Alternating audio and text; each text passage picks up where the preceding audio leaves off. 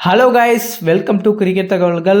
இந்திய அணி வங்கதேச அணியிடம் தோல்வியை சந்தித்து இருப்பது மிகப்பெரிய ஒரு அதிர்ச்சியை அளிச்சிருக்கு.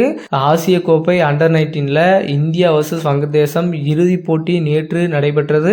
ஸோ இந்திய அணி ஆதிக்கத்தை பார்த்தா இந்திய அணி கோப்பையை வின் பண்ணிடுவாங்க அப்படின்ற மாதிரி எதிர்பார்த்துட்டு இருந்த நிலையில இந்திய அணி மிகப்பெரிய ஒரு பல்பை நமக்கு எல்லாருக்கும் கொடுத்துருக்காங்க. ஸோ வங்கதேசம் தட்டி தூக்கியிருக்காங்க கோப்பையை, அதுவும் கண்டினியூஸாக இரண்டாவது முறையாக. ஸோ இந்த சம்பவத்தை இந்தியாவுக்கு எதிராக அவங்க பண்ணியிருக்காங்க. ஸோ நாங்களும் சலிச்சவங்க கிடையாது, எங்ககிட்டயும் ஆட்டம் இருக்கு, எங்களாலும் கோப்பையை வின் பண்ண முடியும்னு சொல்லிட்டு அடிச்சு தட்டி தூக்கி இருக்காங்க.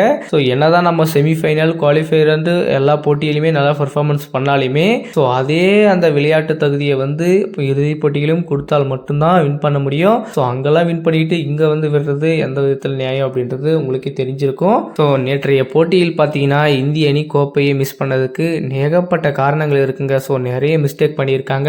ஸோ 198 ரன் தான் அடிச்சாங்க. 198 ரன் கூட இந்திய அணியால் அடிக்க முடியல.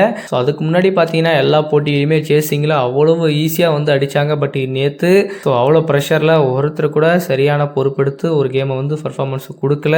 ஸோ எல்லாருக்கும் 2-3 பேருக்கு நல்லா ஸ்டார்டிங் கிடைச்சுமே இந்திய அணி அதை ஃபுல்லாக கடைசி வரைக்கும் எடுத்துட்டு போகாதது தோல்விக்கு ஒரு முக்கியமான காரணமாக இருக்கு. ஸோ வைபவ் சூரியவன்சி பார்த்தீங்கன்னா குவாலிஃபைக்கு செமிஃபைனல் ஆகட்டும் அதுக்கு முன்னாடி போட்டிகள்லாம் சரியான பர்ஃபார்மன்ஸ் கொடுத்தாரு. கடைசியில் பார்த்தீங்கன்னா ஃபைனலில் இந்திய அணியை கவுத்து விட்டாரு அப்படின்னு கூட சொல்லலாம். ஸோ தரமான ஒரு பேட்ஸ்மேனாக நல்லா பர்ஃபார்மன்ஸ் கொடுத்துட்டு வந்துட்டு இருந்தாரு. பட் அவர் நேற்றைய போட்டியில் மிகப்பெரிய ஒரு இழப்பை கொடுத்துருக்காரு. ஸோ நேற்றைய போட்டியில் என்னென்ன மிஸ்டேக் அப்படின்னு பார்த்தீங்கன்னா இந்திய அணி டாஸை வின் பண்ணி பேட்டிங் எடுக்காம பவுலிங் பண்ணது மிகப்பெரிய ஒரு தவறு. மேபி இந்திய அணி பேட்டிங் எடுத்து ஒரு நல்ல ஸ்கோர் பண்ணியிருந்தாருன்னா இவங்ககிட்ட பவுலிங் நிலை இப்போ அவ்வளோ சூப்பராக இருக்கு. அழகா போட்டியை உள்ள கொண்டு வந்திருக்கலாம். அது ஒரு தவறான விஷயமா இருக்கு.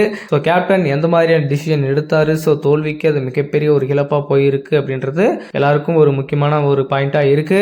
ஸோ இதே மாதிரி தான் முன்ன சீசன்லேயும் பார்த்தீங்கன்னா வங்கதேசக்கிட்ட இதே மாதிரி இந்திய அணி தோல்வியை சந்திச்சாங்க. அது மிகப்பெரிய தோல்வி. ஸோ அதே மாதிரி கண்டினியூவா ஸோ இந்த ஆண்டும் தோல்வி சந்திக்கிறதுக்கு நிறைய காரணங்கள் இருக்கு. கண்டிப்பாக இந்திய அணியின் தோல்வி மட்டும் இல்லாமல் உலக டெஸ்ட் சாம்பியன்ஷிப் இறுதி போட்டிக்கு போற பெரிய அணியும் தோல்வி செஞ்சிருக்காங்க, மகளிர் அணியும் தோல்வி சந்திச்சிருக்காங்க. மொத்தம் 3 ஃபார்மட்லேயுமே நேற்று தோல்விங்க இந்தியாவுக்கு. அது ஏற்றுக்கவே முடியாத ஒரு விஷயமா இருக்கு.